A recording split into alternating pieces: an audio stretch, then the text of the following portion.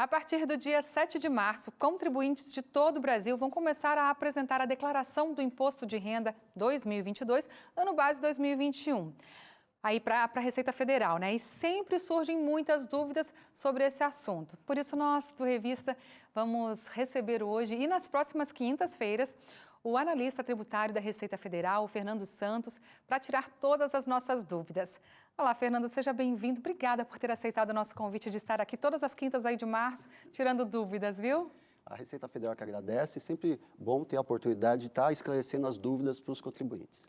Bom, vamos começar pela pergunta clássica e que sempre tem essa dúvida, né? Quem precisa declarar o imposto de renda? Inclusive, essa dúvida é uma das que mais ocorre no plantão fiscal da Receita Federal. É mesmo?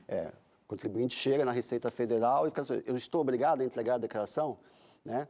Então, para saber, e todo ano acontece isso, essa dúvida de saber se está obrigado ou não a entrega da declaração, todo ano a Receita Federal ela emite uma instrução normativa. Desse ano é a Instrução Normativa 2065. A Instrução Normativa 2065 vai elencar todas as situações de obrigatoriedade de entrega da declaração. Esse ano são 7 situações de obrigatoriedade. Eu vou falar as principais, né? Tá. Contribuinte. Então, rendimentos tributáveis. Então, o contribuinte ele tem que verificar quanto ele recebeu de rendimentos tributáveis, isso desde o dia 1º de janeiro de 2021 até o dia 31 de dezembro de 2021. Ele soma todos os valores de rendimentos tributáveis. Se der um valor superior a R$ 28.559,70, ele está obrigado à entrega da declaração. O que são os rendimentos tributáveis? É o valor que ele recebeu de salário, rendimentos de aluguéis. Por exemplo, se ele tiver um aluguel, e ele recebeu esse valor de aluguel... Ele receber, não ele pagar o aluguel, ele né? Ele recebeu o valor de aluguel, ele tem que considerar como rendimento tributável e ele também vai somar com os outros valores, tá? Se recebeu alguma pensão, aposentadoria, então tudo isso são rendimentos tributáveis. Ele soma tudo. O valor foi superior a R$ 28.559,70, ele está obrigado. Tá, tá? obrigado. Então, essa é a primeira situação. A segunda situação, também importante, são rendimentos isentos, não tributados ou tributados exclusivamente na fonte. Aí, se ele receber também, durante todo o ano, um valor superior a R$ 40 mil, ele está obrigado também à entrega da declaração. Tá? Então, o rendimento isento seria, por exemplo, uma restituição que ele recebeu. Restituição é rendimento isento, ele vai considerar como rendimento isento. Rendimento de cadeia de poupança, também é rendimento isento. Então, são vários rendimentos que ele considera como rendimento isento e não tributável e ele vai somando. Quando ele recebe informe de rendimento, tanto de banco como da empresa, já está destacado o que é rendimento tributável, o que é rendimento exclusivo. Tá? Então, ele já sabe que linha ali simplesmente só soma as linhas. De rendimento tributável é uma soma. Rendimentos isentos e não tributados ou tributados exclusivamente na fonte é outra soma. E aí ele soma rendimentos tributados, 28 mil, e rendimentos isentos não tributados, 40 mil. Então, segunda situação de obrigatoriedade de entrega. Sim. A terceira em relação aos bens e direitos, tá?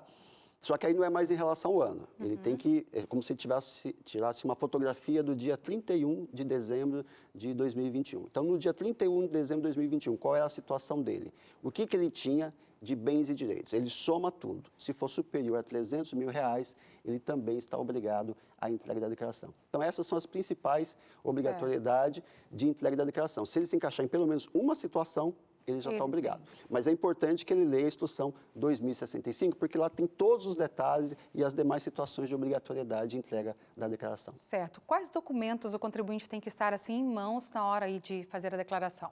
Acho que o principal, como são os rendimentos, seria o informe de rendimento dado pela empresa. E aí um detalhe importante. Às vezes acontece ele trabalhar em 2 empresas, tem 2 informes, né? Mas às vezes o rendimento dele, o salário dele, nossa, em uma empresa é 90% do salário e a outra é 10%, um valor menor, né? E às vezes acontece dele lembrar de declarar só o rendimento maior e não declarar o menor, cai em malha. Então ele tem que declarar todos os rendimentos dele, não importa o valor, ele tem que declarar, né? Então, a primeira seria o informe de rendimento da empresa, aí informe de rendimento de banco, aí precisa saber os dependentes, porque precisa informar o CPF dos dependentes, sem informar o CPF do dependente ele não consegue fazer os abatimentos, e aí, tanto dele como dos dependentes, ele precisa de todos os valores, recibos, nota fiscal, despesas médicas, do que ele pagou em relação à escola, à mensalidade, matrícula, tudo isso ele pode deduzir. Educação e médico, né? Isso, porque ele pode deduzir os valores pagos com educação, que é a despesa com instrução, dele e dos dependentes, e também despesas médicas, odontológicas, o que ele gastar também com, em clínicas, laboratórios, ele tem no recibo, ele pode... Então, ele tem que juntar toda essa documentação para ele poder informar na declaração. E é importante não esquecer nada, né? Porque se ele esquece, por exemplo, uma dedução, ele... Por não ter declarado aquela dedução, a restituição dele pode ser menor. Ah, sim. Então, é importante que ele declare todas as deduções para que ele tenha uma restituição maior. É verdade. Bom, daqui a pouquinho, gente, ele vai estar de volta aqui com a gente, tá? A gente vai dar uma pausa agora, porque nós vamos para o intervalo. Mas o Fernando está aqui durante todo o programa para responder a sua pergunta, então envie para cá, tá bom? Na volta, nós vamos conversar com um médico também sobre os sinais de um AVC. Quais os tipos, como socorrer e se é possível prevenir, tá bom? Eu volto já.